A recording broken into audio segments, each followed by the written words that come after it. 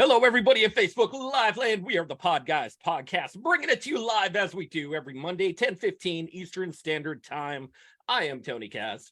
Kevin Neary here. Of course, we have the ever-loving Picasso, the Dunmore Daredevil, the creator of the creation list, Les Marquez.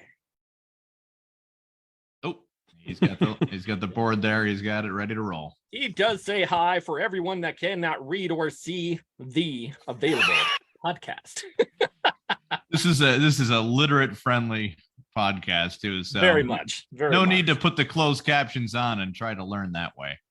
Just listen with your ears.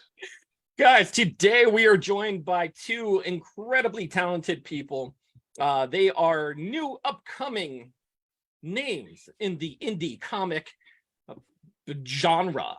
We are joined by the artist formerly known as Stokes. Formerly no. Oh yeah, I got that. How you doing? And of course, we have R.W. Nunley. Welcome to the show, guys. Welcome. Thanks, Tony. You're welcome. I guess we're gonna cut into Stokes first. How are you, man? Welcome to our show. We're gonna give a little rundown on why you are here now. I was in touch with a friend. Yeah, we actually have, of course, and he is your publicist. And he said that you guys were doing a comic book called Tap or Die. Mm-hmm. Tell me a little bit about it. Absolutely. So it's a wrestling comic. It's a revenge comic. It's about a guy that vows vengeance against the wrestling league when the commissioner screws him over. So it's going to be great. It's a great book. It's going to be violent, just like wrestling. It's going to be sexy. It's going to be, fun, funny. It's going to have a little bit of everything. That's pretty awesome. Where'd you go? Not to say where did you come along with this, but it has been a long time in the making as far as your journey to where you are. I'm sorry. You're saying Tap or Die just in general? In general as well. Oh no, this has been a crazy ride. I guess I'm talking about like life, I suppose. But no, my comic book career, I've been writing for 15 years. Okay. I watched Superbad. I always had an appreciation for storytelling, but I watched Superbad and I watched Inglourious Basterds, and I was like, I want to do this, So I went home and I had a sheet of paper and it stayed blank. And I couldn't get it done, and then I kept working at it, and then the first thing I ever got published was 13 years later with my first comic book Decay. So it was an uphill climb for sure. Now you do self-publishing, or do you go through a particular publisher? I'm talking right now. Everything is self-published. Okay. Yeah, there ain't no shame in the game. I mean, it's hard. It's hard to get into something even. I kind of want to touch back a little bit on this. So it's about a wrestler. Tap or Die is about a wrestler who got screwed over by the Federation. This has a Bret the Hitman Hart kind of feel to it. Any inspirational gain from that idea or no? No, it's just kind of just a general. It's just a general like. It's actually a metaphor, to be honest, for my comic book career, at least as I see it, where I had to deal with a bunch of books. Go for it. Okay, yeah. I should have guessed. Kevin is. Yeah, dude. You can bullshit it out. I feel like I had to deal with a lot whatever of you want. bullshit. So I came up with this story to kind of like provide a catharsis, and obviously you can't fucking assault people when you disagree with them, but like this is a reality where that can happen. So it's been great to work on. Now, do you do all of the information on it as far as like drawing, inking, letters, writing, the whole thing from top to bottom, or? No, actually, I'm just a writer, man. That's all I can do. I had somebody hit me up and they were like, "Hey, let me write something for you." And I was like, "That's all I can do. All I can do is write." This is written. Excuse me. I'm so sorry. This is inked and lettered by Emilio Utera. I think that's the way he pronounced his name, which is the primary artist on the series. Okay. And I think he did a great job. Well, you know what? We have somebody here that might be doing a better job than Emilio Utera. Did I pronounce that correctly? Emilio Utera? Emilio. something to that degree. So Sparky is our on the spot, on the dot artist. He is outstanding. If you want to just check out some of his art right now, I think he's got something to show. Sparky, you want to flip that board around real quick?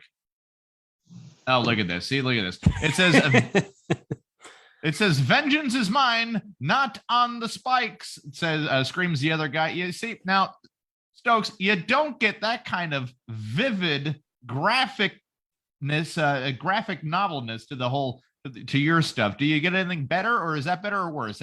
Yeah, I don't know. How can you critique Sparky on that one? I thought this was a panel from the comic book. Oh, look at that. Say Sparky. Yeah, so he thought that it was way to plagiarize, Spark. Way to You'll get a cease and desist soon, but that's son of a bitch. You know he's got a lot of money because he has many toys behind him. That's true. They are all Star Wars figures, by the way, all pop figures. Is he at a comic book shop or is he at his house? No, he is at his house. Holy shit. Wow. Yeah. He sleeps in that room. He bathes in that room. He makes sure he makes the toys watch him do. His girlfriend is box number 3 to the left. Yeah, it's all right. You know, they made it. Yeah, right there. Yeah. All right. No, wait. That's insane. The Ghost Leia. Yeah, something like that. That's insane. That's all right. They made a Ghost Leia. They made a Ghost Leia, yo. Pop yeah, no, they did. They need to be stopped. Yeah. They literally the pop figures had no chill on it. They're like, wait, she died? All right, well, let's just that's it. We'll immortalize her somehow. Oh my goodness. We're in there. Are you guys, Stokes? Are you a Star Wars fan? Would you count yourself as a Star Wars fan? Isn't everybody a Star Wars fan? No, they are not, but that's why I asked. I would not. I'm not a diehard Star Wars fan. Like my favorite one is Rogue One. I think the original trilogy is good. You know, more or less. I think the prequels are dog shit, and I think the sequel trilogy is dog shit, more or less. So, I sounds aggressive. I see you looking at me. Like I said, I went into a few. Now, hold on. Now, I've never heard this all in the same sentence. RW is a Star Wars aficionado, by the way. So he knows I'm right. I've never heard that whole sentence. Got me. You've got me a little messed up here. So this is. You said and I'm just tell me if I'm wrong. You said of course I'm a Star Wars fan. My favorite's probably Rogue One. What the fuck? No. Okay, you started off wrong. I never said, of course, I'm a Star Wars fan. I said, I think everybody's a Star Wars fan. I'm not a die-hard Star Wars fan, and my favorite is Rogue One. That's my favorite movie. I don't get what people. I'm just let me say what I like about it. Okay. I think, and I don't think it's always great to look at movies like this, but I think after like the prequels, and even after that first movie, where the tone was like really light and it was very like it was nice to have something that was very gritty and very grim, you know, like it showing an actual war. I thought the atmosphere was phenomenal. I think it's the best looking Star Wars movie. I think so. If you liked Rogue One, you're really gonna love probably The Empire Strikes Back, because it was basically a mirrored image of that thing. It was just they took the same character, same narrative, and stuck them all together. To be honest, are you sure you're thinking about Rogue One? I'm yeah. Abrams sure? is okay. Yeah, well, absolutely. Listen, yeah. I disagree, but I think also like the way that they use the iconography of Star Wars, and they made it like kind of scary, you know, like you see everything. You see a AT, what's that shit called? One of you pop culture owners will tell AT. They'll make them scary, like they're terrifying, and they really recontextualize the iconography of Star Wars, which has been kind of like silly or not very threatening, and they kind of made it terrifying. Like there's a scene with Darth Vader, there's AT&T, whatever. It's like it was really that's what I appreciated about it. I'm gonna agree with Stokes here. I think like Rogue One is the best Star Wars movie, but that Andor series is phenomenal if you haven't seen it. And it captures the tone. Yeah, it's a sequel to or I guess a prequel to Rogue One, excuse me. Yeah. I mean it's Rogue One without being Rogue One. Yeah. Makes sense. Checks out the movie. Yeah. Yeah, I just think that it was done very lazy. Like they could have taken advantage of every possible storyline besides the one they went on. I mean, literally any which one possible. If they did what they did 1,000% backwards, they would have been way better off. Their introductions to people wanting to like characters was done at the laziest speed possible. It's almost like they said to themselves, hold on, can we make this movie shorter and less significant? And they found a way to do it. J.J. Abrams has been very good throughout his whole entire career of just punishing nerds by destroying what used to be good. He did it with Star Trek and then said, hey, guys, I think I got some more left in me. And went ahead and did it with Star Wars. Rey, the character, the main protagonist, I guess you could call her, once again, is written without any flaws. Go ahead, try to find a flaw on Rey. She doesn't have one. For some odd reason, when she's down on Tatooine, she gets into a really almost I'm going to die kind of fight. But of course, when she's actually fighting a trained Jedi, boom, she's got it. The Force is with her. How are we talking about? How do we get the Force Awakens from nobody's throwing the cake for Force Awakens is dog shit. I agree. Like I think I said that. Yeah, I said the sequel trilogy was dog shit. Yeah. You're not arguing against me right now. Like I think a lot of those something later about a spaghetti were... western with mutual incest and a weak storyline. Really match everybody together. I'm personally a fan of Empire Strikes Back, to be honest with you. There were some holy parts in there where the AT-ATs move super goddamn slow, and you're like, really? These guys. And so Return of the Jedi. That's when you knew it was kind of slipping. There is going to be another Indiana Jones movie coming out, guys. I guess it's going to be called Indiana Jones and the Trip to the Rite Aid, because Harrison Ford is old as shit and says that he will reprise his role as Indiana Jones again. Didn't it seem like before Force Awakens, he was like, I'm never doing any of these, like, oh, these suck. And then he was in Force Awakens, he was in talking some mad shit. Talking mad shit, he's done. And it's like, bro, and you know what's also sad? It feels like to me, like Harrison Ford is such a charismatic person. And you see like Al Pacino and De Niro, who aren't exactly the same brand of actor, but they're like having like a third or fourth leg of their career. And it's like he just keeps doing these tempo movies. It's like, wouldn't it be cool to see him in like a Coen Brothers movie or like they're both having babies. Really? Even though they're in their 70s. Yeah, they're trying to. Mick Jagger got in on the fun. He's just like, all right. I mean, De Niro's the man, bro. De Niro's the man. But I think it's unfortunate that he's. I don't know if he would be acting other stuff, but I would love to see him do other stuff. But he's just doing these boring ass tentpole movies. Like, who asked for the fourth Indiana Jones movie? Like, I agree. Nobody did. Yeah. I mean, I gotta ask the important question here, so that we can, continue on with the show a little bit. Oh, we gotta get back on track. Yeah. How is your nerd meter? Is it on a high? Is it on a high note? Is it like, or are you on the lower end where you're just like, oh man, I just read books, write books, and do the occasional nerdy thing every once in a while? I think it's an interesting question. When I like something, I really enjoy it. But generally speaking, I'm not very big into like, I think nerd culture is is synonymous with almost consumerism. Okay. And I like just the way that, just how expensive comics are to make. I've kind of had to just shoo away consumerism, right? Like, because do I spend X amount on, a piece of nerd? Do I spend $90 on like a lightsaber, or do I spend $90 to make 30 copies of my comic book? So I've kind of like become a bit of a nerd hermit, I guess. Okay. So real quick, in the comic Tap or Die, that I'm pretty sure if anyone here listening wanted to look up on Google, they just type in Tap or Die comic, guaranteed you'll find it on Google. If the Disney Corporation or anybody came up to you and said, Stokes, we want to make a movie of your comic, who would you cast as the leads? Harrison Ford. No. Harrison Ford, you got something there. So Domino. Tom Hanks. Domino, I'm going to say,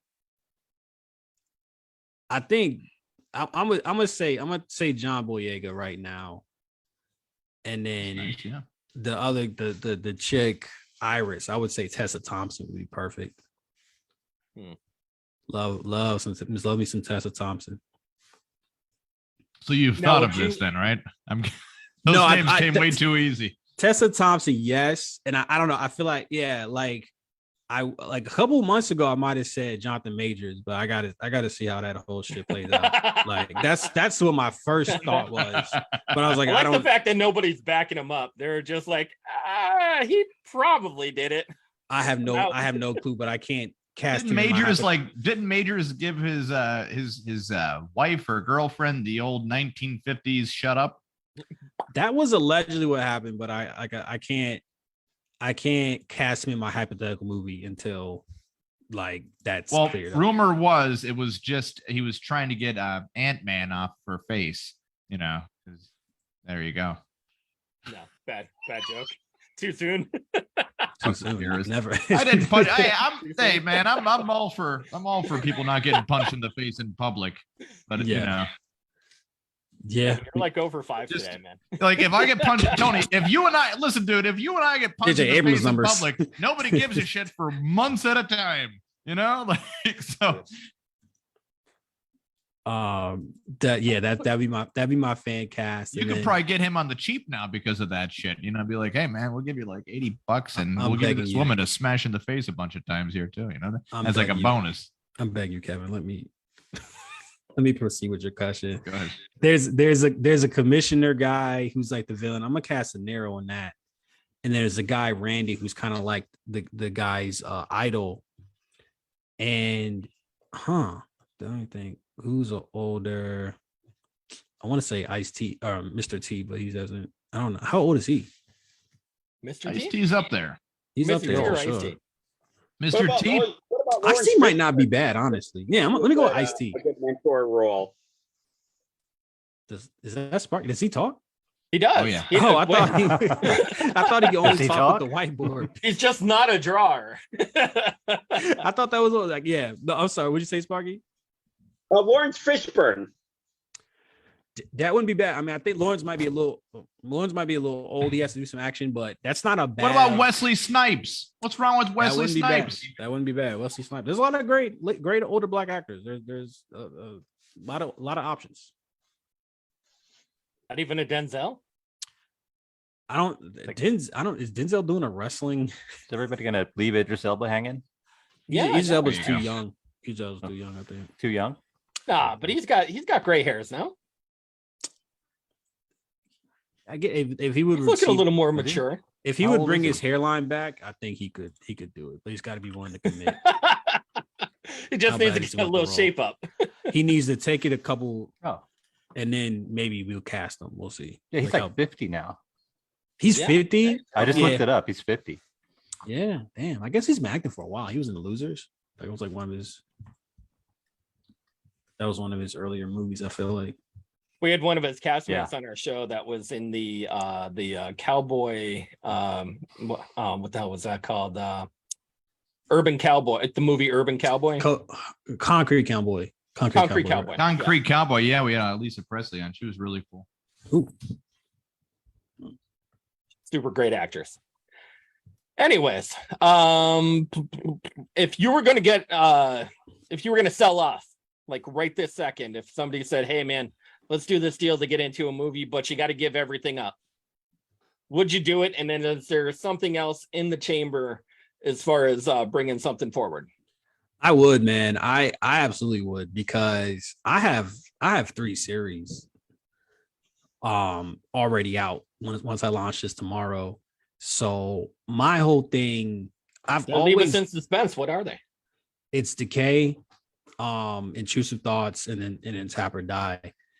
And I've never been the person, like having written for 12 years and not had any traction. I don't get married to ideas, and I feel like a lot of creators will kind of like, this is my one thing.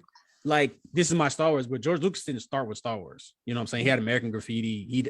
Probably some other movies. I'm not really sure, but that wasn't his first thing. So I want a bunch of I can leverage having a feature movie by Lucasfilm into just doing other stuff. So I would take that. Well, this is what happens when you type in tap or die reviews on Google. Shit. First thing that pops up is so that way for anybody out there that's listening that might also want to look up reviews of the comic Tap or Die, don't get discouraged because the first one that pops up is Tap or Die educational media reviews online. Tap or Die is a homage to tap dancing, loosely structured around auditions for New York premiere of the Chicago Tap Show. Imagine Tap. Not it. Yeah, that's not the. So the second one though is customer reviews, Vivor Tap and Die, set with storage case, large. The price was great, but the quality is bad. It looks like an Amazon review because it is. Yeah, And not it as well. another Amazon review, porno, Amazon review. So it's a little bit of Tap or Die is a 2014 movie on IMDb. Tap or Die is the story of Derek Grant, an African-American choreographer determined to revive tap dancing or die trying. Well, didn't that star Danny Glover? Yeah, I think so. Yeah, I think so too. Yeah, I remember seeing that movie. Yeah, and it sounds like a pretty good movie. Oh, and here we go from Woodsmith, the best tap and die sets. Reviews by Woodsmith, the highest rated tap and die sets in 2023, come to your rescue as they can help you create customized screws and bolts. So we do get down there though. The Garage Journal. If you were interested in finding Mr. Stokes' comic book, how would you go along and get it, Mr. Stokes? You would just search Tap or Die comic, like Kevin said earlier, and it'll be the first link. Okay, so I got to go comic, not review, right? Yes. You already know that. You said you left with that. Oh, there it is. Here we go. It says it's here. It's right here. I typed in the word. Don't type in review. Type in Tap or Die comic. It says Tap or Die #1. A brutal wrestling comic by Anthony D. Stokes. After getting screwed over by the commissioner of his pro wrestling league, Domino will stop at nothing to get his revenge. Notify me on launch. There's also, you can follow this on Twitter too. You guys have a Twitter as well, right? That's the second thing that pops up. You guys got a lot of reshares and retweets on Twitter. That's good stuff right there. Did you ever think about, are you looking to expand out to Amazon at all, or no, nothing like that? You know, it's interesting because I think it kind of goes back to what I was saying earlier about me wanting to do a lot of different stuff. So I haven't really focused on getting the direct market. I just want to make as many comics as possible in a short time and then kind of probably circle back. So right now it's just Kickstarter, my personal website, and then I go to cons and stuff, and then hopefully I can get a publishing deal one of these days. The only reason I say Amazon is because even if you're on Amazon and you're not making you're making break even money on it, your name is still being freely advertised throughout the whole entire website of worldwide. So it's kind of just, even if they're getting it on the free and cheap, it still works as a free advertisement. I'm sorry, Tony, go ahead.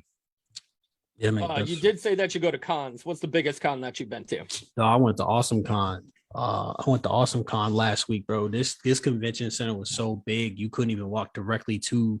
There was like two different parts of it. You couldn't even walk directly to the first part. They made you like circle back and then take the stairs and then take the escalator down. It was so big.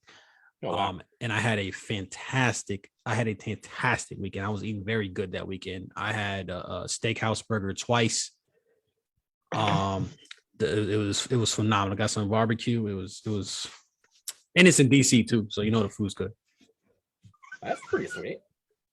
Now, not to say that have you ever thought of going to like New York City Comic Con or San Diego or Seattle or Chicago, or there's a ton of like really, really big ones that are, not to say like better money makers, but but that's the question, right? Is what's the expensive of going, hopping on a plane, bringing everything, whereas at Awesome Con, I can just drive up, get a hotel for like, I don't know, $200 for 3 nights, and then pay $300 for the table. And then like, those are my expenses. Whereas if I'm flying to XYZ, so I think those would be more for marketing purposes, more so than revenue purposes, I would think. Okay.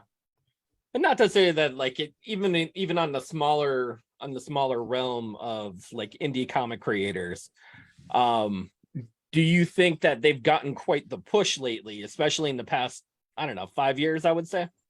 Well, I'm sorry. What have I didn't indie comic creators? Do you think that they've gotten a push in the past 5 years? I think in some ways, yeah. I think it's easier to get visibility, right? Like nowadays, there's so many different platforms. You have you have Kickstarter, you have Twitter, Facebook, Amazon, as Kevin said. There's a lot of different platforms. I think though, with that, the market is very saturated, and it's just a cold fact that not a lot of people are reading comics. One, right? A lot of people aren't reading Western comics. So that's one. And then even less of those people are reading indie comics, and even less of them are seeking out indie comics, so it's a tough market. It's a really tough market, not to be all doom and gloom, but that's the circumstances. It's very competitive. It is very competitive. And yeah, people don't want to call it a competitive market because we're all in this together, which is true.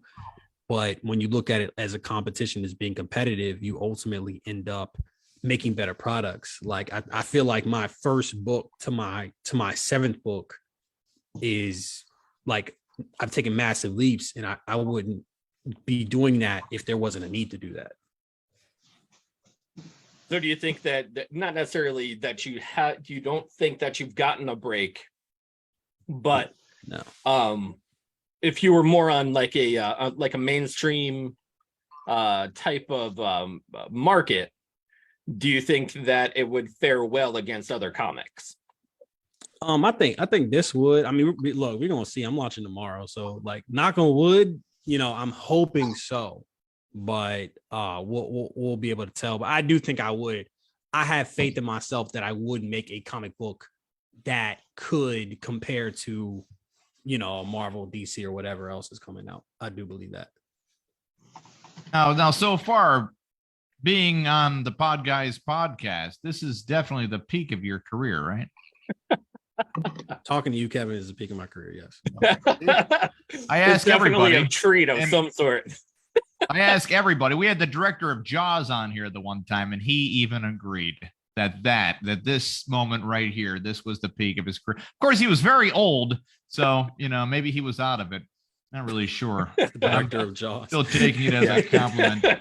Yeah. Well, that's just the thing, though, man. Like, all entertainment is always competition. Yeah. It just doesn't feel that way when when you have more writers, when you have more entertainers than audience, it feels like there is no competition. Comics, paper, all that nice stuff. It's you guys are getting hit from every side possible too. There's a school shooting. Oh, is it the video games? No, it's probably the comic books. No, it's probably this. It's probably that. So you guys are always looped into any bad news that could possibly happen. And then any good news that could possibly happen, like people are right now terribly bored with Marvel's 20th chapter of bullshit. So they come looking for originality. They come looking for the new big thing that might be there, and they haven't heard of it and they haven't known it. But when Marvel does have it, or eventually does buy it out, they could say they saw it first. Sparky has got it right here. Check it out, Sparky. Yes, my new Marvel movie project. It says, when Jeremy comes down the escalator, I will get his autograph. Look at that. Look at that. Is a that is a riveting tale of somebody going downstairs. What? The metaphor? I don't get the metaphor. I don't either. I get it. There was a fake report a couple of days ago that Jeremy Renner died of a freak escalator accident. Oh, yeah. Are you serious? There was. Yeah, they tried. The internet's trying to kill people off. That's why I didn't believe the Titanic thing for a little bit of time. Like, why would people go down there? And they're like, yeah, they're billionaires too. I'm like, Justin you mean to Bieber tell dying. me fucking 5 Batman went down to check out the Titanic to see if it was still a fucking broken boat?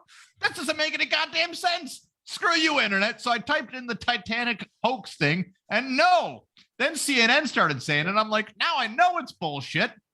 until James Cameron came on as their Titanic expert, which once the robots start coming over and killing everybody, he will be their time-traveling robot assistant expert as well, because why not just keep a short roster? I mean, no, it's insane that he made that trip safely like 20 years ago.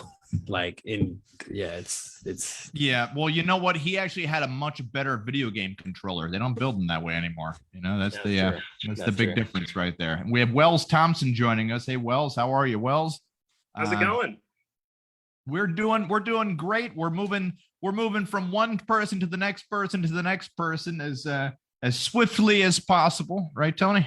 Yeah. Up next, we got like of course, I feel like I'm in the Brady Bunch right now. I was on this one podcast. I swear to God, somebody thought it was a really good idea to have fucking 16 people in the same goddamn room. I swear to God, they thought this was a normal idea.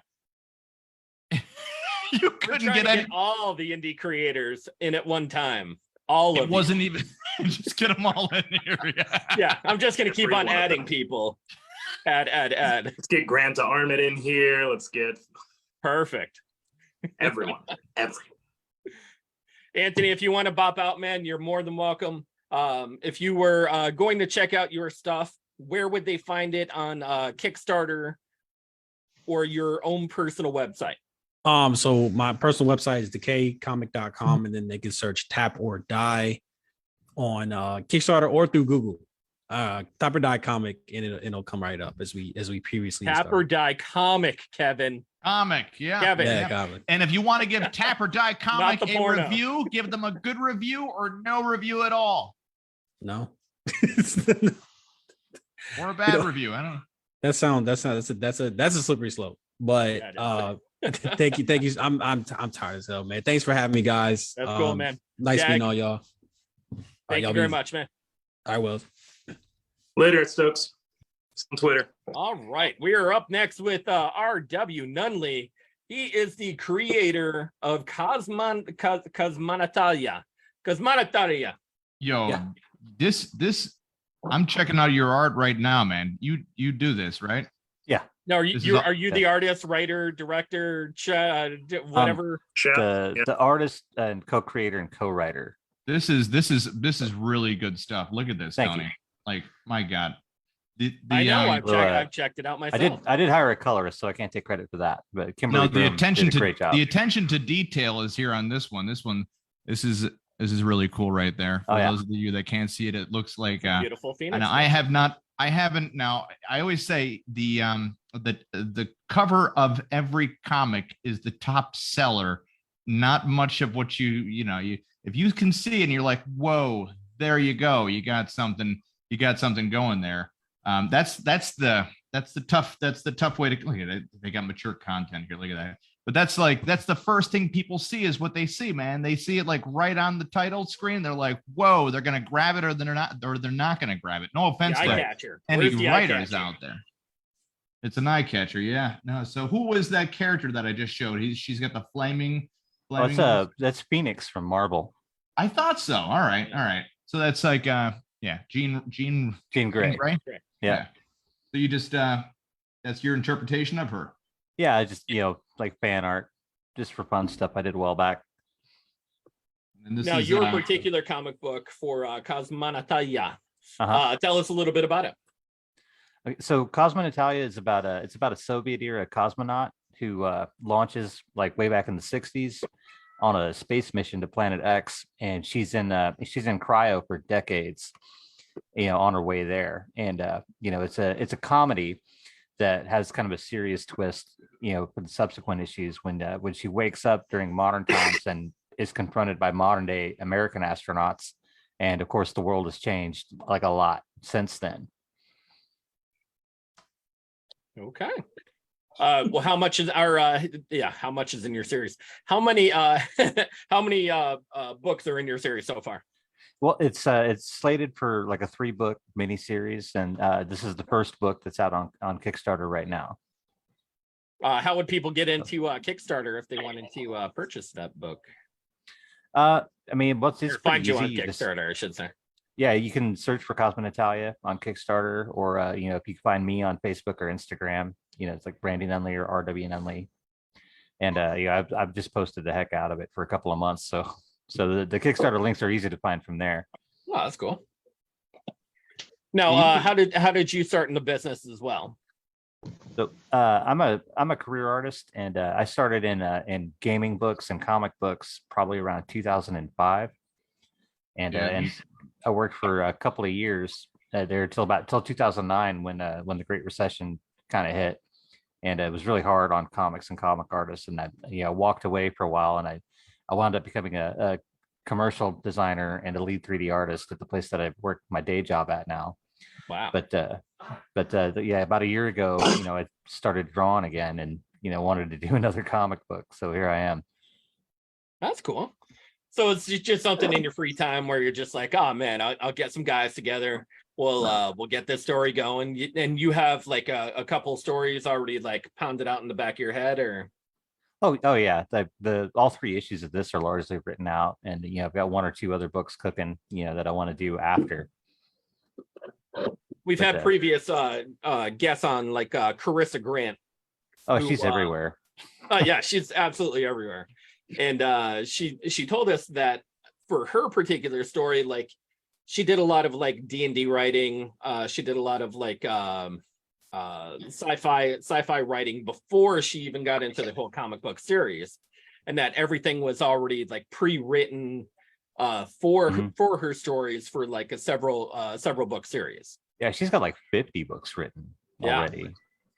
And it's crazy. She's a very incredibly hardworking person. So, but do you see? I guess you don't see it as like not necessarily like a full-time job, but I mean, if you got paid for oh man, it like at my job, I make a fairly decent living, so I would have to make like a lot of money in comics to kind of overcome that. Oh yeah.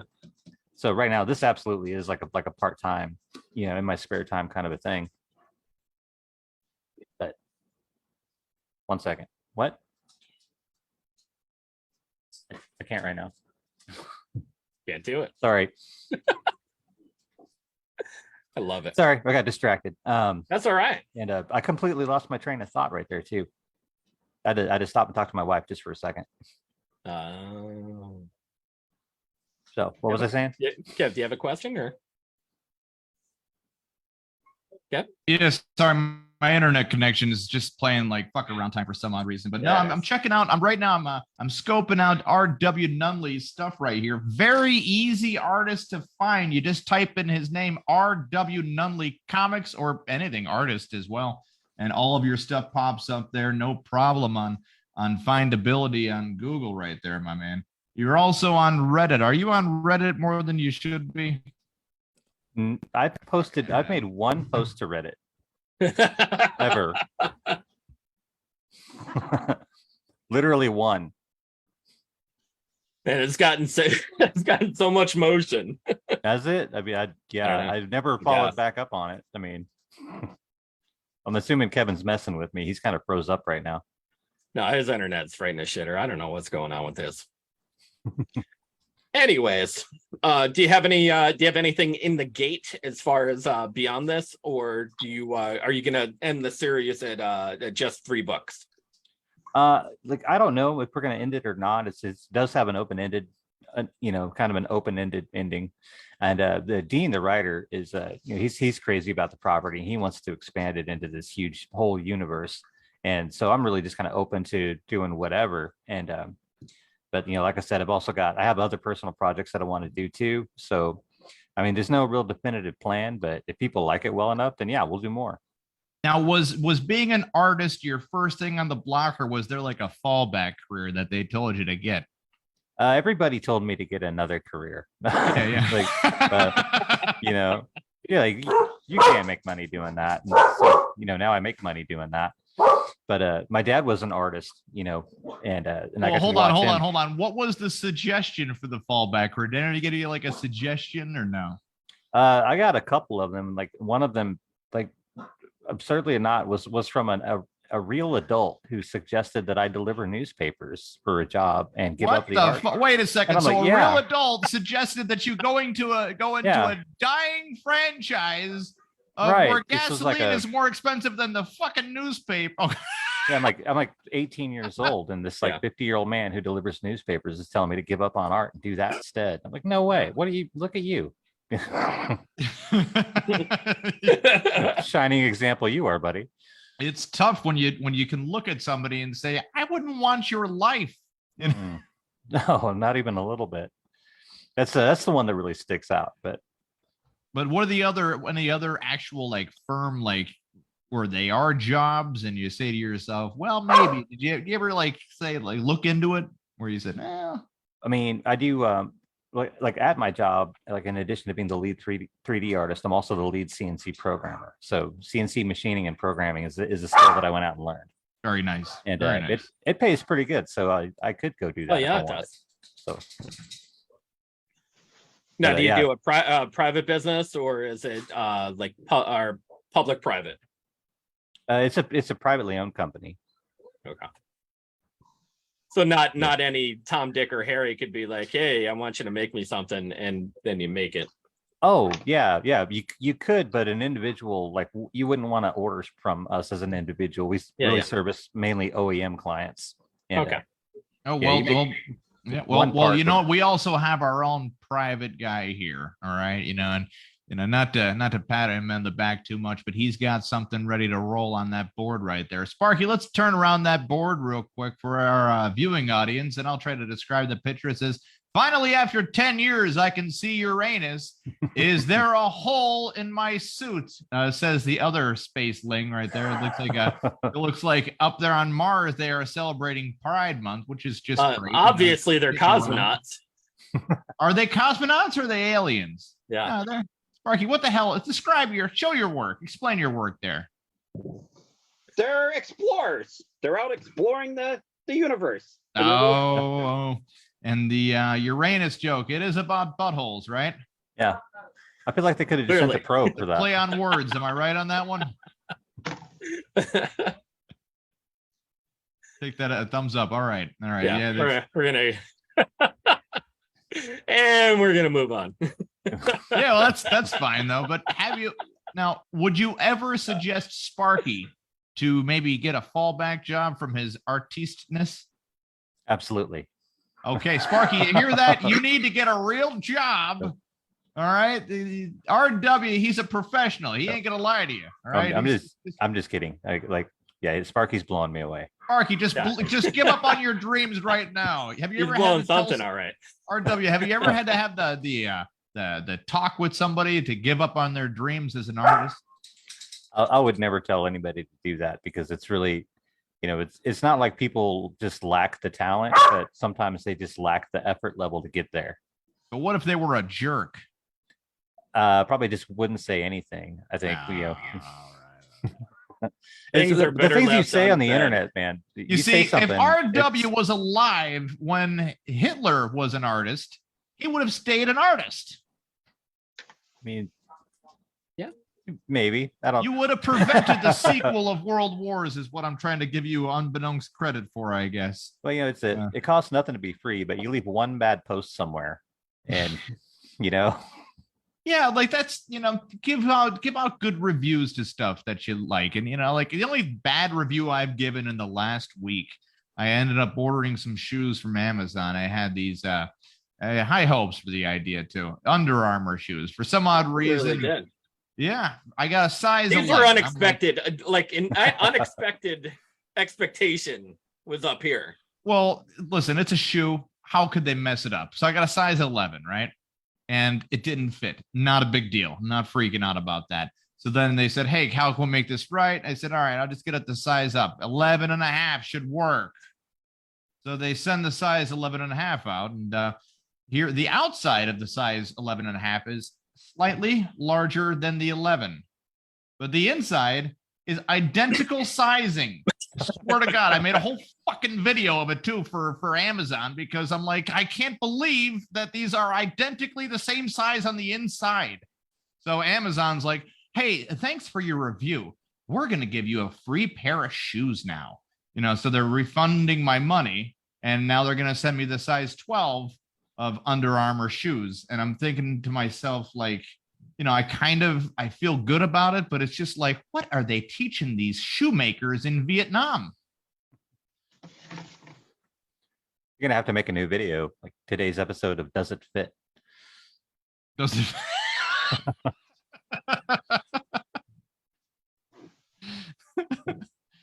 Yeah, man. I don't know. It's just so whenever I do leave like my TV out there, I didn't like the TV too much. Now my buddy, he ends up. I called up my friend. Everybody I know that owns a truck is into conspiracy theories. Am I alone on that one? Is that just like that's like a normal thing, right? If you I'm own from a the truck, South. That scans, yeah. Yeah. So here or on our way to get the TV from Best Buy, not a sponsor, but he's telling me, he's like, well, you better watch out. These smart TVs, they can hear you and they can see you, just like your old one. I said, now you're making me feel bad because my old one died after 5 years. It's a TV suicide joke, guys. Yeah. The TV You're killed 0 him. for 6, sir. 0 for 6. Fuck you, Tony. Go fuck off. No, that did happen, though. Yeah. The golden rule of comedy. If a joke bombs, just talk about how it bombed.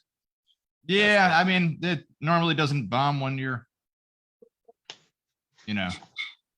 telling it to a captivated audience. That's all. RW, if people were going to get in touch with you, how would they do it, sir? Probably Facebook or Instagram's the easiest way to get a hold of me. That's the platforms that I'm on the most. And I'm going to be launching my own personal website soon, but probably not till after the end of this campaign. But yeah, just, Facebook and Instagram, just like look me up by my name, and it's pretty easy to discern which one's actually me, because there are a couple of Randy Nunleys, RW Nunleys out there. There's no RWs, but there are some Randys. There are some Randys. Yeah.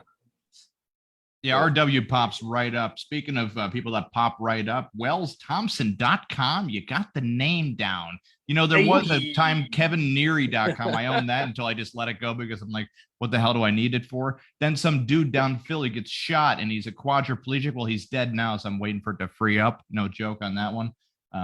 But yeah, he got shot and he became a quadriplegic. So that was tied up until he died. I'm just waiting for that to free up right now. But WellsThompson.com is there. He says, hi, check out my work. This is it right here, right? Yes. That was our last Kickstarter. We're moving into the next one. I haven't updated the site yet, but yeah. Look at this picture right there. Whoever took that picture did a great job. Did you take that yourself? I did not. Funny story behind that picture. I was couch surfing in Seattle, Washington, and the gentleman I was staying with offered me free headshots if I would participate in a photo art kind of book that he was working on. Oh, so he was doing it for like credits for school or for like an actual? No, it was just his passion project. He was a real estate agent. He liked to do photography on the side, and he had this idea for a book. And he was like, "I'd love to have you in it." And I was like, "Cool. I need a place to stay, so this is a great exchange." And those exchanges normally don't happen without some weird shit going on, right?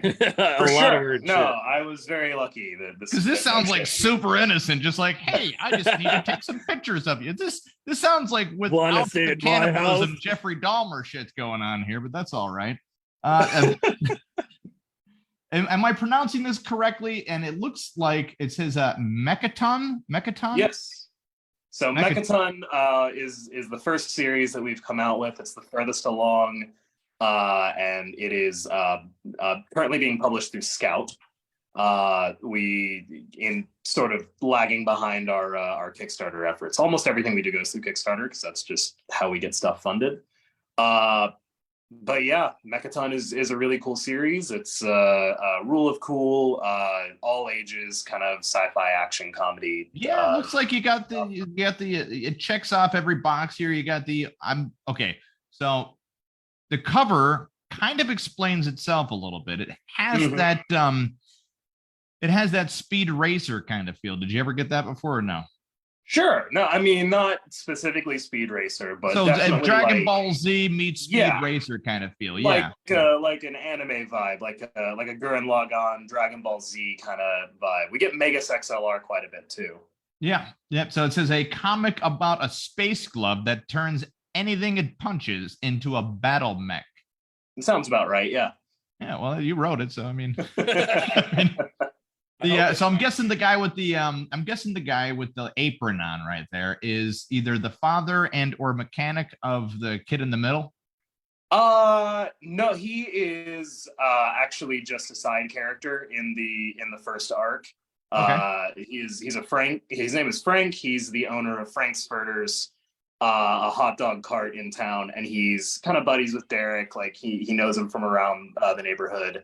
And his hot dog cart gets destroyed by the first major kind of threat in the comic. That explains why the robot has like a close to being visible hot dog thing on there. I was gonna say, so yeah, you see that robot has that hot dog crest on it because Derek winds up punching the rubble of this hot dog cart and inadvertently creates the first mech, which is I forget the Brat Buster or something. I forget what we called it, but Mechaton Mark 1, which is a hot dog cart mech. And then we have something that might be a new bestseller. It's called Depths Book 1. It's it looks like somebody is stuck trying to find the Titanic down there, something like that. Yep.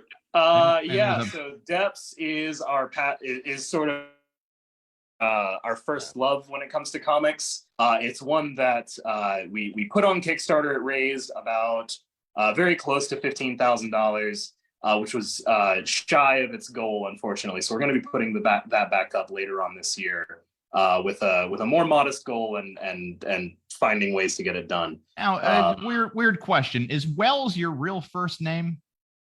Yes and no. So are you a soccer the fan? intention was always to call me Wells. Like that was the 100%. Like Wells was always my name, but legally my name is something else. Oh wow, the phrase. Yeah. Now, Wells Thompson is also a very famous soccer player as well. Yeah, I'm aware of that, and I'm very annoyed by it. Isn't that terrible? I have nothing against him in particular. I just want to be the Wells Thompson. I want to be the only Wells Thompson, you know? Well, just think, if he ever dies from a soccer ball smashing his head and giving him permanent injury, you'll be the only Wells. By the way, solid Sure. Comic book story, by the way. Oh, right. Take it and run with it. We'll give it to you for free. That's what Go for it. Absolutely. Yeah, you got Frankenstein the Unconquered, Chapter 1. So there's another one. Chapter 1 and Chapter 2 is on board, or is available now. It's coming up on my website soon to be available for purchase. And we'll be running the Kickstarter for 3 and 4 sometime in either late August or early September. So that's a really fun series. That's about Frankenstein's monster thawing from the ice 500 years in the future. Very Conan the Barbarian. He discovers a world that is broken and hideous, just like he is. Tries to live a peaceful life. It does not work out very well. Now he wakes up every day and chooses violence. It is our love letter to Conan, to kind of early, pulp comics, as well as Universal horror monsters and 80s like thrash metal and horror. So it's got a lot of like hell yeah to it. I love the hell out of it. So the first issue is sort of the origin story. The second issue is Frankenstein versus the Wolfman. And yeah, it's a very like episodic, fun kind of pseudo revenge story. Do you bring in all of the classic type of creatures, or okay? Nice. Yeah, number 3 is gonna have Dr. Jekyll and Mr. Hyde, and number 4 is the Invisible Man and the Blob.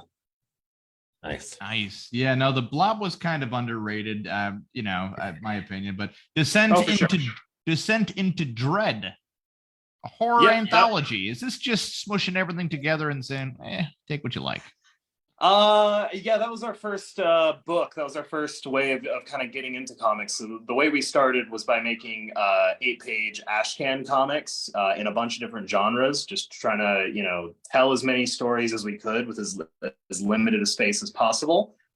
We went out to a bunch of conventions and met up with a publisher or an editor for a publisher, and he really liked the cut of our jib, and so we reworked the horror ones that we had into a book, which I'm still really proud of. I love the description here. It's our first published book, a 96-page black and white horror anthology featuring 12 stories and 11 artists. Originally published by Caliber Comics, the anthology features stories from all genres of horror, ages 18 plus, with an exclamation mark on the end there. Shrink back in terror as unknowable horrors crawl under your skin. Try to hold back your laughter as the world's most dangerous unicorn tears its way through anything it comes across. Resist the urge to say big mood as you read about the worst entry-level job of all time. Each story is 8 pages of extremely talented artists going sicko mode on fun, engaging stories, each of which could easily spin off into its own full-blown series. So I have a question. Yes, I do have a question. Is there any type of copyright infringement with using the more Frankenstein, werewolf type of monsters in general? How do you get around that? As far as really good question. Producing your series as well. Yeah, so Frankenstein's, like, the majority of these monsters were created, hundreds of years ago by authors and are now in the basically what's the term for it? The common public domain. Okay.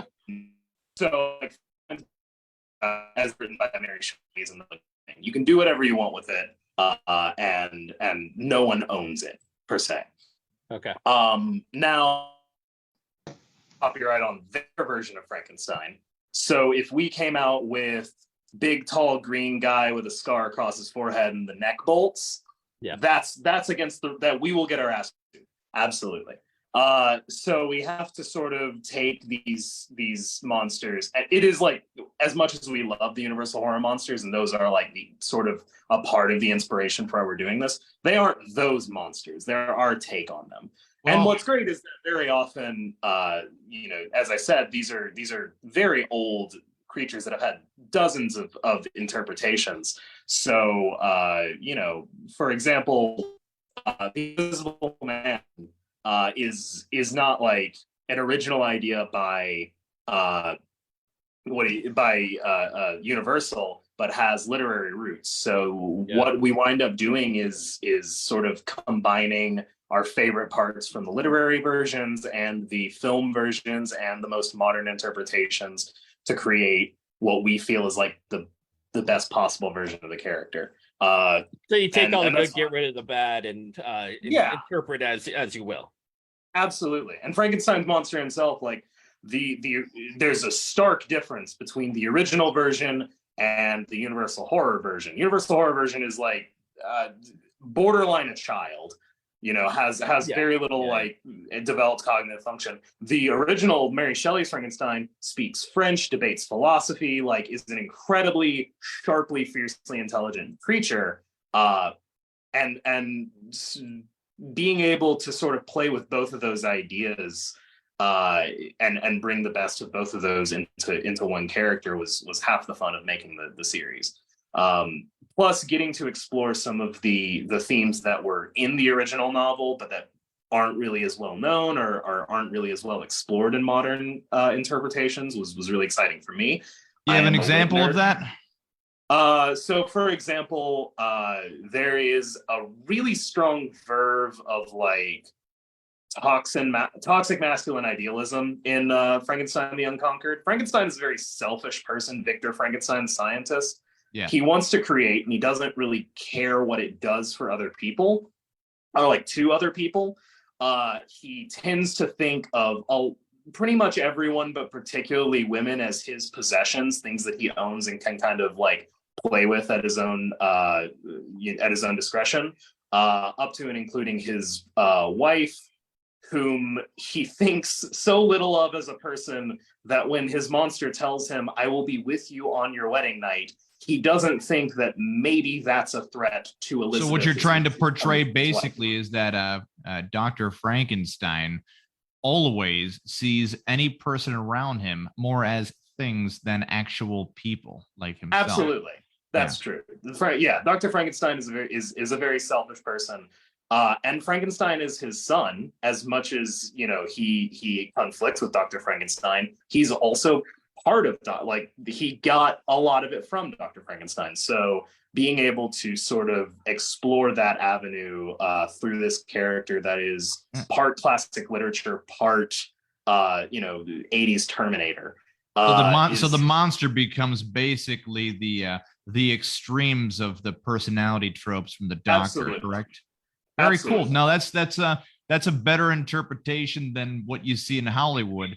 And it's not that there is it's not that it's tough to get. It's very easy, right, for me to get, for Tony to get, for anybody. The thing that Hollywood seems to do with these older monsters is they just want to stick to the basic nuts and rinse, bolts. wash, repeat of basic storytelling. Well, yeah, like Hollywood... give me the like with for Spider-Man, for instance, we've seen the whole thing over and over and over again, but I've never seen him like really show me the Spider-Man that really didn't get along with his aunt and uncle and a difficult child now to raise because he has dead parents. Show me those parts of Spider-Man before time, and then speed it up, and then we can assume that he fights superheroes. But Sparky actually has a big time drawing right there. If you're interested there, Wells, I know that you guys are artists here, but Sparky is our guy on. We at the Podguyz Podcast will put Sparky, the artist, up against professional artists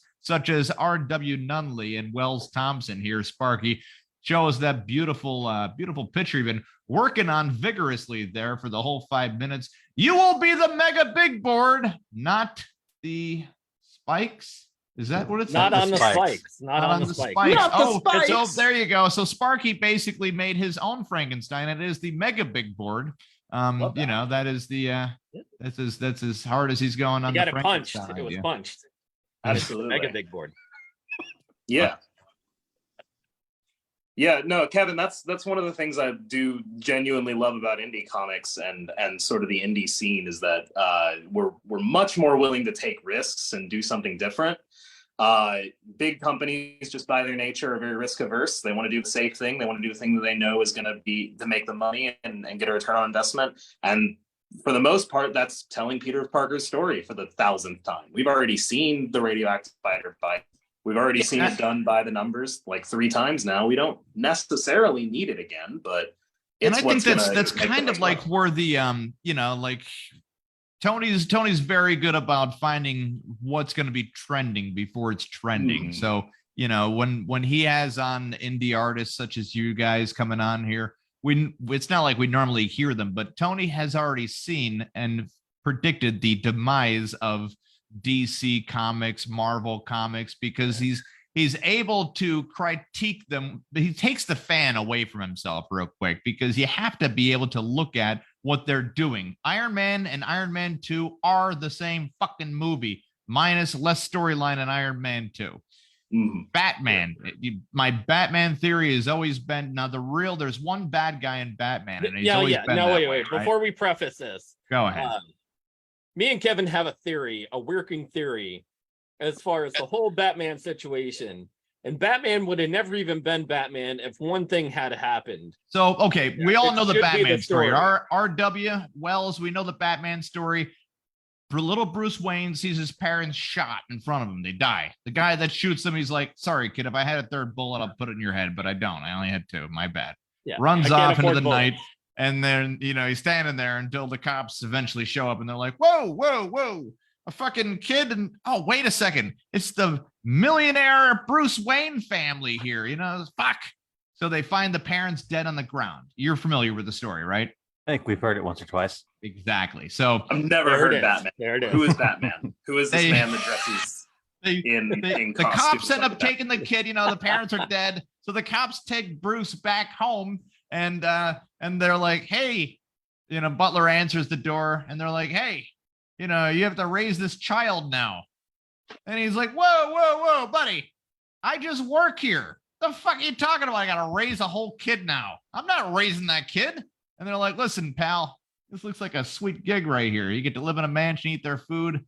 Just raise the kid. You don't even have to do a good job at it. You get millions of dollars. You write your own paycheck. Do whatever you want." And Alfred looks at him. He says, "You know what? I'll do it, but I'm not going to do anything that I should do for this traumatized child while his parents just got shot." They said, "The fuck if we care." They end up going. He's on his way. So instead of taking problem now. Yeah, so instead of taking Bruce Wayne to I don't know, one therapy session ever, which he never did. There was no comic book called Batman's Younger Self Goes to Therapy. That would be boring as shit. Absolutely. So instead, little by little, it starts happening where little Bruce Wayne comes up to Alfred and says, "Hey, Alfred, do you mind if I make a whole bat cave in the basement?" And he's like, "It's your money. I don't fucking care. You do whatever you want." And then a couple of years later, he's like, "Hey, mind if I have a supercomputer down there so that way I could spy on the whole town?" He's like, "Listen, kid, I don't care. I'm fucking here for the money and the paychecks and shit. You want a beer from the fridge? Not worried about it." So it eventually gets to the point where Bruce Wayne just comes into the living room in a fucking full bat suit. He's just there. He's just walks up to him and he's just like, "Hey, Alfred." And Alfred's like, "Holy shit! What the fuck? What happened?" He's like, "Yeah, I'm Batman now. I found this in my dad's room. I'm gonna go out and fight crime now." Wouldn't it be a much better story if Alfred had been encouraging this behavior in the hopes that Bruce would get himself killed this whole time, but he just never died? There you go. That might be it. There you go. Well, it gets even more dangerous because Alfred says to himself, "Well, at least he's not spreading his mental illness around, and he's kind of helping out the community." Enter Robin. It's like, "Oh God, there's a kid." There's more. I mean, there's Robin, and then there's Red Robin, and then there's Nightwing, and then there's there's 5 different Wayne, and then there's Huntress, and there's Batgirl, and there's the other Batgirl, and there's the other Batgirl. One of the best episodes I've ever seen was the cartoon Batman, right? And Warner Brothers version of it, right? So here it was a dream mode that Barbara Gordon was in a nightmare, and here she played out if she died of what would happen to Bruce Wayne and all that nice stuff, right? And she told him the whole dream, and his response was, "Oh, well, I guess we better make sure that doesn't happen." What the fuck, man? The whole dream where Commissioner Gordon goes after Bruce Wayne to try to arrest him and round up the whole gang of them, right? And she gives him detail after detail of what would happen. And his only response was, "Oh, well, we shouldn't get caught then, right?"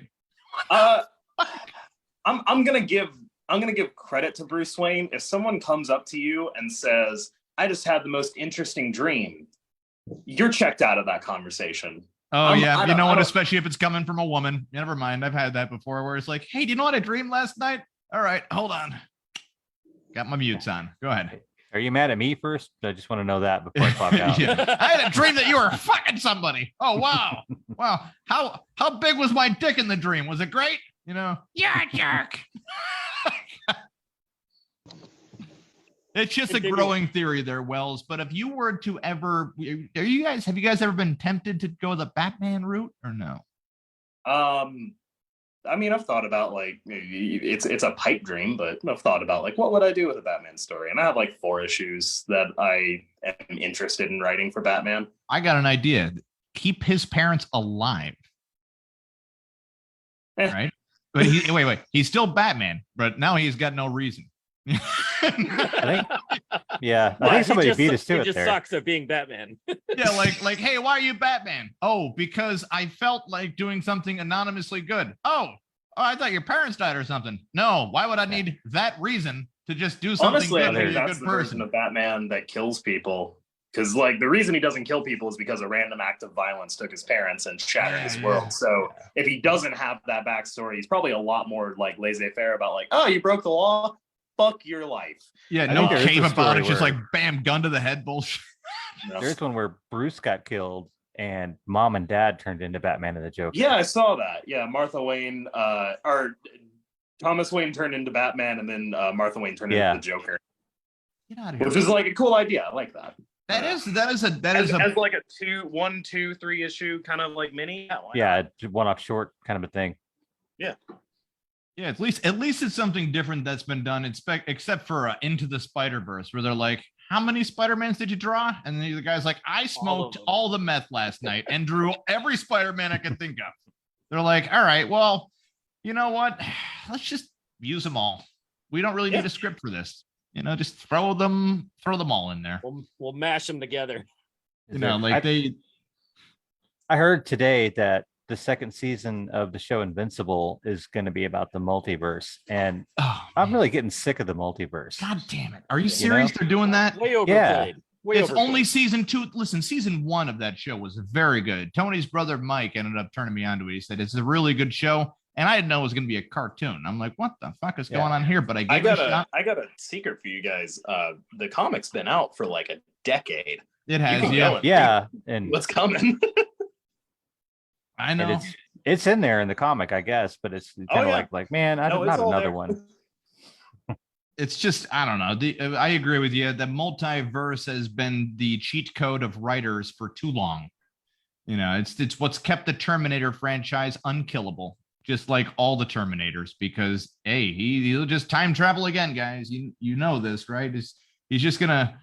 There's just too many plot holes to it. Hell, season 6 and season 5 and season 7 of Star Trek: The Next Generation, half of every season of those episodes are about some kind of fucking time travel, time warp. Now there's like a whole bunch of different warps there where you're just like, dude, why? Why are you doing this? You don't need to do this. There are so many things out there in space and time. They're like, yeah, well, we hit a wormhole and now we're in a fucking different century. Or they'll do that bullshit where they're like, oh, we're in that. I'm not even going to get into it because we'll be going on here forever though. Whole different time, whole different situation. Well, if people are going to get in touch with you, how would they do it, sir? Absolutely. So Twitter would be the best way if you want to just see my random thoughts and ramblings. However long Twitter exists, that's a question, or it's a loaded timeline, but that is a very loaded timeline. I have a website, wellsthompson.com, that has all of my information on it. I have a newsletter, Comics, Cats, and Cocktails, where we talk about all that stuff. And usually running or in the lead up to running some kind of Kickstarter. We are actually just launched the pre-launch, or dropped the pre-launch page for our newest book, The Catskin and the Rose. That will be launching on Kickstarter. The plan is July 10th, in 2 weeks. That will be hitting Kickstarter. So find the pre-launch. Do you find it easier or harder to go to Kickstarter? On my Twitter account. Do you find it easier or harder to do Kickstarter as far as making sure that people are contributing to? Well, not necessarily. Is it easier or hard? So you have to entice people to go into Kickstarter, of course. But how do you keep it fresh? How do you entice people to go to Kickstarter? Like, what do you give away for as far as the tiered? Sure. Well, we're always trying to find new stuff to give or to create as a pledge and to give to people. Right, our newest. With this project, we're doing a special edition where we include a lot of back matter, things like page breakdowns and character sheets and stuff that you wouldn't normally get to see in a comic. But we've done like adopting a page in the past. We've done commissions, and we're doing a commission section with this Kickstarter as well. We're looking into action figures. I don't know if this will wind up in this Kickstarter or not, but we are. Well, why not put the characters on a Roblox thing or something like that? Roblox?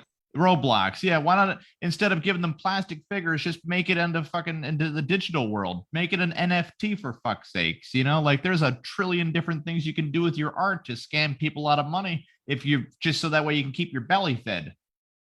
I mean, that's true. I try and operate as ethically as possible so that I'm not. And NFT is ethical. So is money. So is everything else. It's the weirdest thing. We have to have little tokens so that way we can live longer. So, but you guys, I've checked out your stuff. I really like it, but I have some alternative occupations just by your names alone. R.W. Nunley, you sound like a fancy coffee. I'll take some more R.W. Nunleys over there. Yeah. And then Wells Thompson, you sound like you were in competition with the Winchester rifle. Oh, we have a Wells Thompson here. It doesn't really aim that well. That's true. My eyesight is terrible. That's all right. That's all right. But no, listen, you guys do you know how to make an NFT? You should get into the NFT business, the non-fungible tokens. No, I won't do it at given all. the fact that they are now worth 99% less than they were at market peak, I think I'm good. 110% less, to be honest with you. Pass, yeah. You're adding inflation. Yeah, but you're at the bottom of the market there, and I'm just throwing it out there. Well, you We guys missed our window, whatever it was. the Bro, window. they're never coming back. It's dead. I like They've how Jack already- The window is Dorsey's closed and also nailed shut. Jack Dorsey made an NFT of his first tweet ever, and everyone was like, "Who the fuck is Jack Dorsey?" He uses anything. It's I don't know. It's just an idea, but there's a lot of facets out there. You guys have tons of talent. I'm just throwing it out there just to get your name out there even more, because in this tough world of writers and artists, they're constantly working together until the money comes in. Then they're ready to undercut each other until they're practically paying for stage time. That's the way that it is. The dude that was on here before, Stokes, saying that, well, we're all here to support each other. I've never seen it in my life. I've been doing stand-up comedy, acting for a little bit of time since I was like 18 years old now. Podcasting with Tony here for a while. I've never seen it happen where you have people work together and then say, hey, here's a fair slice of the pie. It starts off like that, but it never continues or ends like that. But my best of luck to you guys both. You guys are probably the only thing that Marvel has to look forward to. That's true. Well, thank you. Well, I appreciate that. Because they Sparky, will if, steal from you. No, I'm joking. Oh. No. Sparky, if you're going to find us, I've made where it would you find abundantly us there? clear. Someone asked me if I would ever consider working for Marvel, and I said, I mean, yeah, I'll take a paycheck. I'm not going to give them my best ideas. And that's what that's basically what it turns out to be. But listen, Disney doesn't know what is good entertainment anymore. The box office sales are reflecting that, so they don't know where the money is coming or going from anymore, which, that just shows how out of touch they've been for years. Hell, they've had a suspended dividend for 3 years. Sorry, Tony, go ahead. No, that's all right. We're going to wrap up the show, man. Yeah, I know. Sparky, if you're going to find us, where would you find us, sir? Well, you can find us on most major streaming platforms, including iHeartRadio, Spotify, Spreaker, Deezer, Castbox, Pocket Cast, Rio, Google Play. You can find us on Facebook Live Video every Monday night at 10:15 Eastern Time. You could also find us at merchbooth.com, where we have our wonderful merchandise at. Yeah, look at that Podguyz Podcast t-shirt. What you do is you go to merchbooth.com, go under the podcaster section, and under the podcaster section, you'll find the Podguyz Podcast. Give that a click real quick. You can find long sleeve, short sleeve t-shirts, hoodies, socks, bras, panties, thongs, all the things that you could possibly ever want to represent and show your support for the Podguyz Podcast. We are the only live podcast from northeastern Pennsylvania area that goes live every Monday at 10:15 p.m. So if that is not just the only slice in the road that we also have Spotify, Spreaker, and all the other nice streaming situations that Sparky just named there. That's a mouthful of shit right there, guys. You know that? That's true. That's true. It's a lot. Guys, check out Wells Thompson. What's the name of your comic book? You get Depths? Depths will not be coming back until at least the end of the year, but the Catskin and the Rose will be on Kickstarter starting July So get signed up pre-launch there. We do have early for the first 8 hours. Okay. RW Nunley, thank you very much for coming on as well. Check out his book, Cosmonatalya. Cosmonatalya. It's a mouthful. It's a lot. It sounds like an Italian thing, you know, like Cosmonatalya. Cosmonatalya. I got to work on that. Maybe one less syllable. Cosmonatalya. Cosmonatalya. Cosmonatalya. Check out their books, of course. Anthony Stokes, Tap or Die as well. Check them all out. Go to Google, check them all out, type it in the bottom. Buy books, dudes. This is what the indie world is all about. You know, making some great material. And even if you're illiterate, the pictures are cool to look at too. Yeah, definitely. Throwing it out there. You could probably tell what's going on because Thank you guys for coming on our show. And thank you. Make sure you like, share, and comment below. We're the Podguyz Podcast. I'm Tony Kaz. Kevin Neary here. Of course, the graphic artist, Les Sparquet. Last show until August for him. Yeah, he is going to camp. He is going to summer camp. The same camp, Crystal Lake.